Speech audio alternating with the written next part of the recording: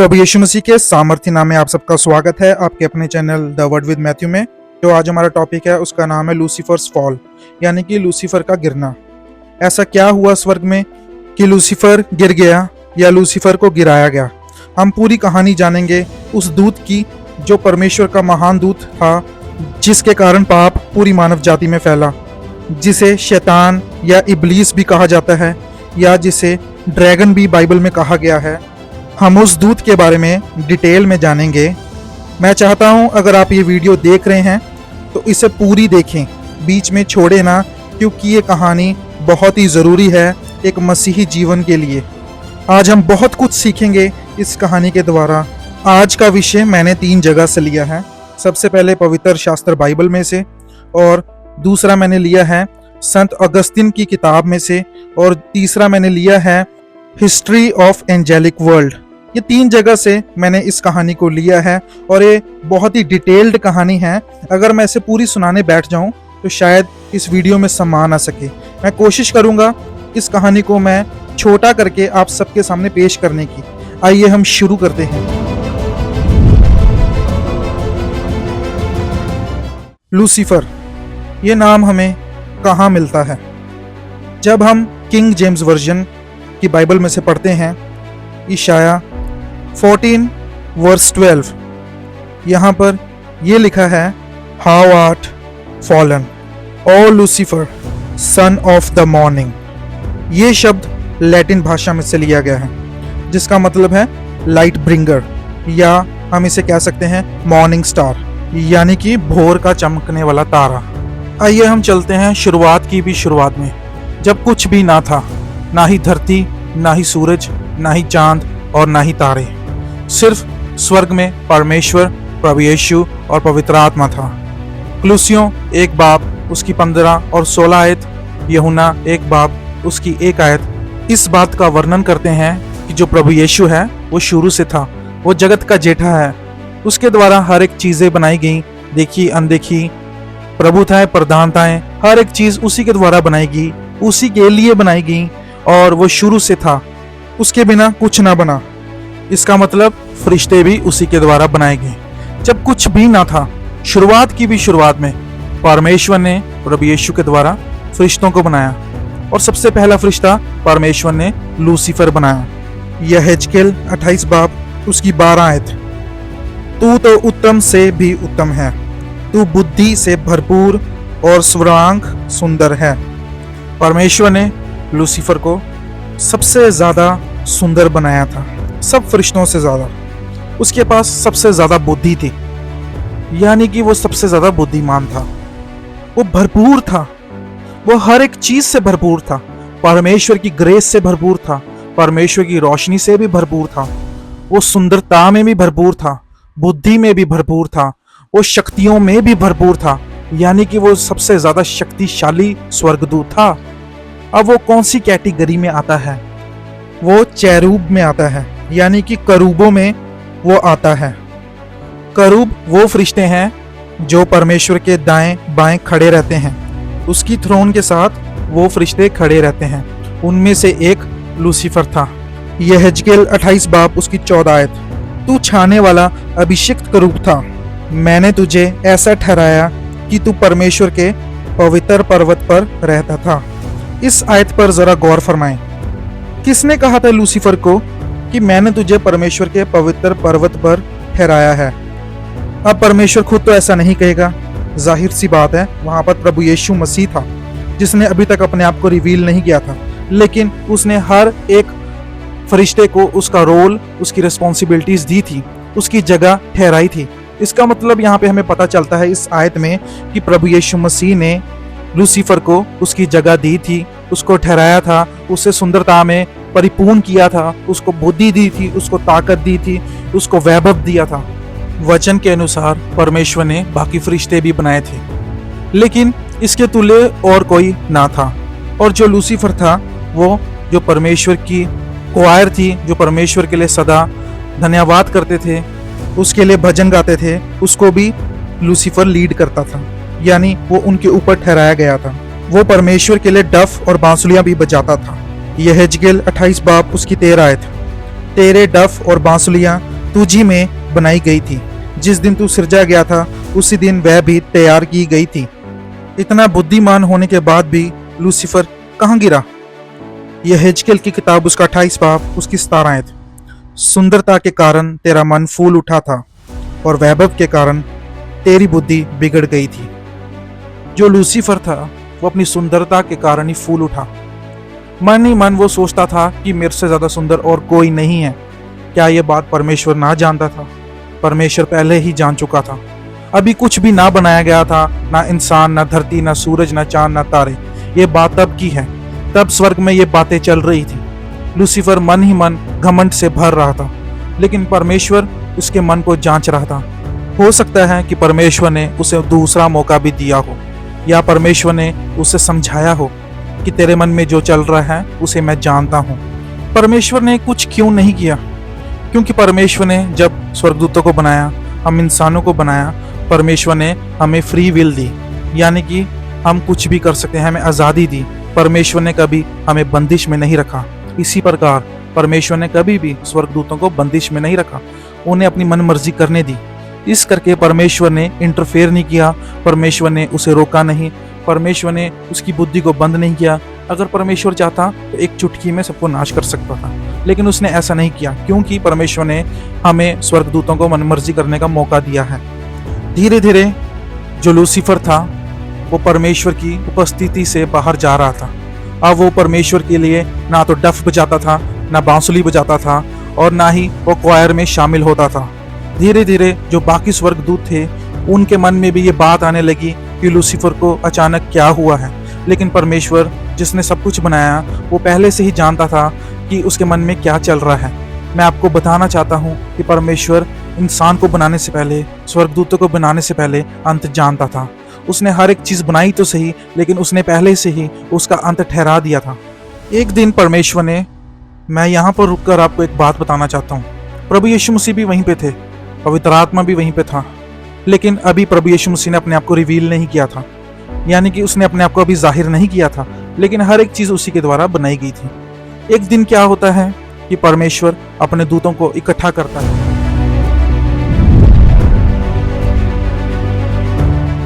जितने भी दूत थे उसमें चेरिब थे, सेरेफीम थे, आर्कएंजल्स थे और नॉर्मल एंजल्स थे।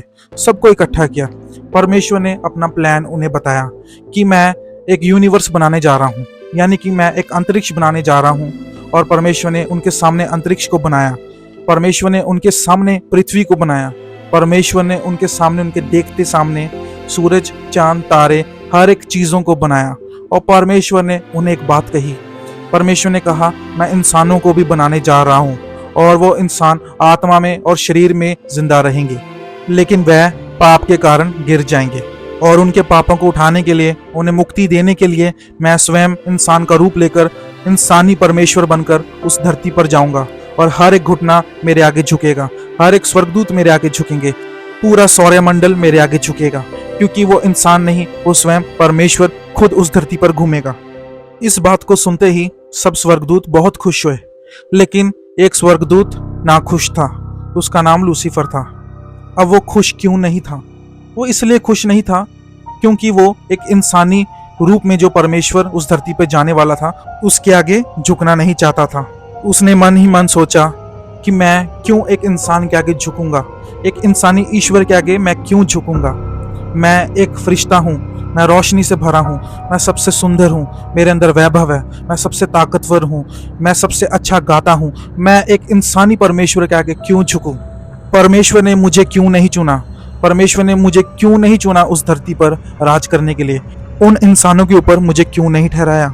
मन ही मन वो सोचता रहा कि मैं अपनी कुर्सी उस इंसानी ईश्वर के ऊपर लगाऊंगा, यानी मैं उससे ऊंचा बनूंगा, क्योंकि मैं उससे ज्यादा बलवंत हूँ। यशायाह नबी की किताब उसका 14 बाब उसकी 13 आयत। तू मन में कहता तो था, मैं स्वर्ग पर चढ़ूंगा, मैं अपना सिंहासन को ईश्वर के तारागण से अधिक ऊंचा करूंगा। मैं यहाँ पर आपको रुककर एक बात बताना चाहता हूँ। यहाँ पर जो स्वर्ग की बात की गई है वो परमेश्वर का स्वर्ग नहीं है। लूसीफर को ये बात पता थी, उसके पास बुद्धि थी कि जिसने मुझे बनाया है मैं उसको नहीं हरा सकता।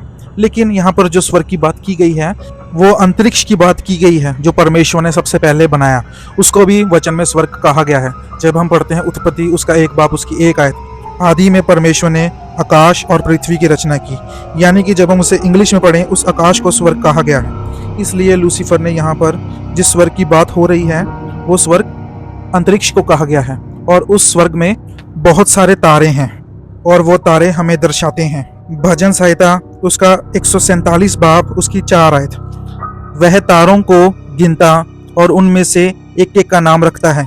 यहाँ पर जो तारे हैं वो इंसानों को दर्शाते हैं, यानी कि परमेश्वर ने तारों को इंसानों के साथ कंपेयर किया है, वो तारे हम हैं। अब लूसीफर क्या कहता है जब हम फिर पढ़ते हैं यशाया उसका 14 बाब उसकी 13 आयत, तू मन में कहता तो था मैं स्वर्ग पर चढ़ूंगा, यानी वो आकाश में राज करना चाहता था, मैं अपने सिंहासन को ईश्वर के तारागण से अधिक ऊंचा करूंगा।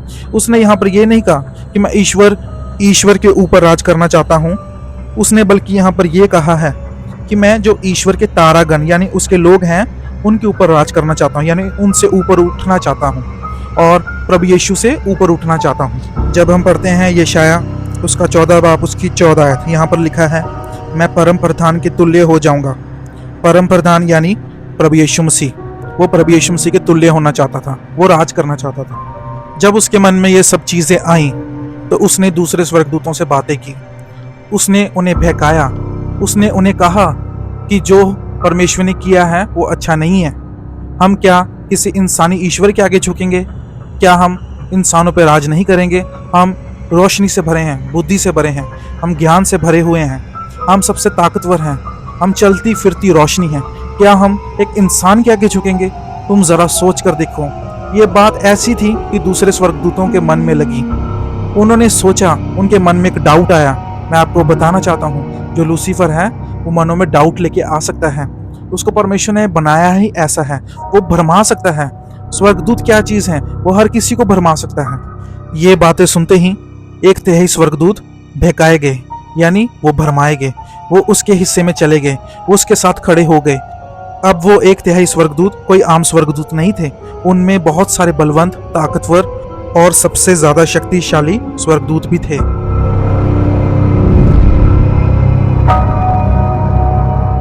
दूसरी ओर से एक आवाज आती है, हु इज लाइक गॉड, यानी परमेश्वर के तुल्य कौन है, परमेश्वर के जैसा कौन है। ये एक आवाज दूसरी ओर से आती है। ये कौन था जो ये बोल रहा था? ये दरअसल और कोई नहीं, आर्कएंजल माइकल था, यानी मिकाएल फरिश्ता था, जो परमेश्वर के लिए खड़ा, जिसने परमेश्वर का स्टैंड लिया। उसने ऊंचे शब्दों से कहा, हु इज लाइक गॉड, यानी परमेश्वर के तुल्य कौन है।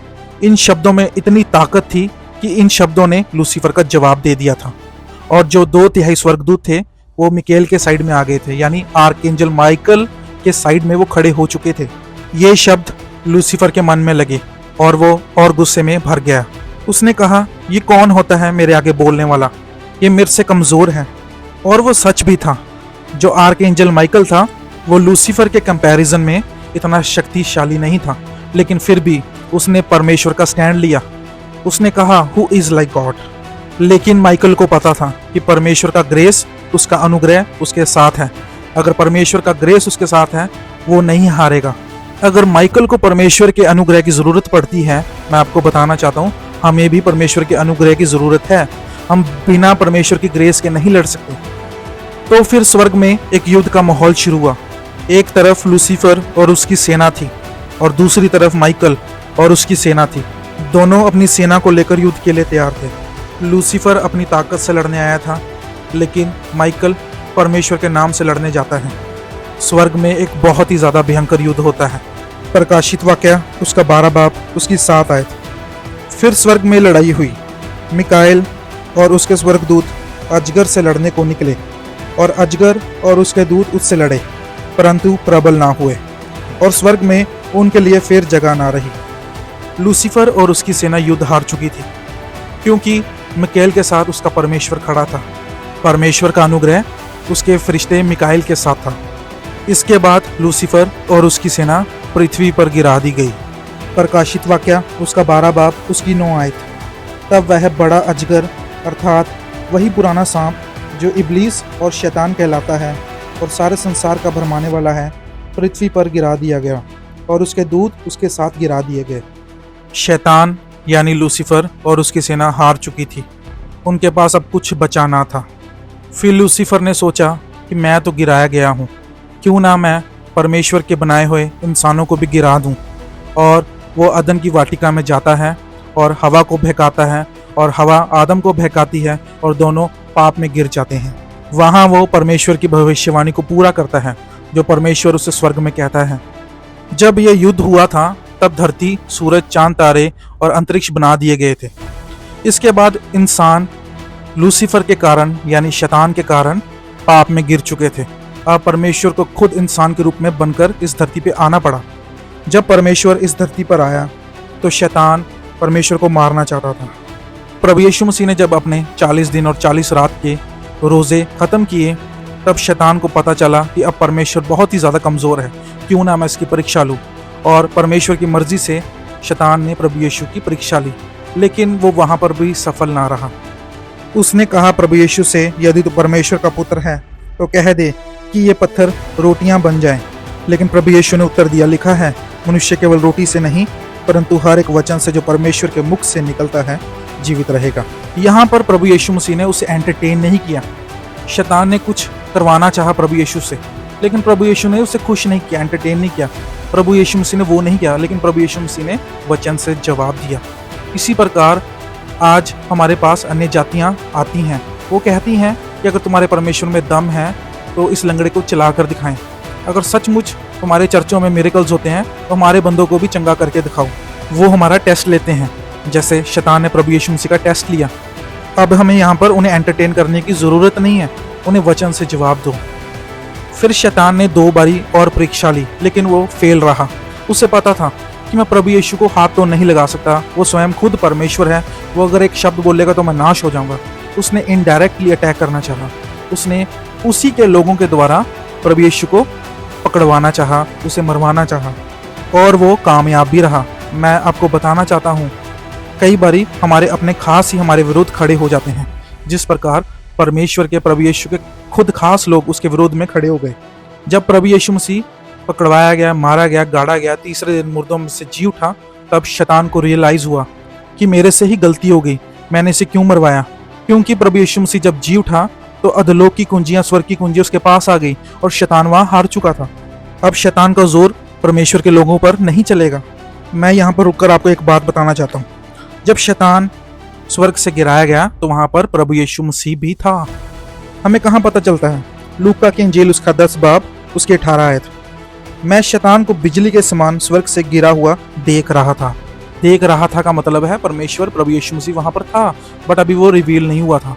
इस प्रकार प्रभु यीशु मसीह शुरू से था। अब शैतान का अंत कैसे होगा?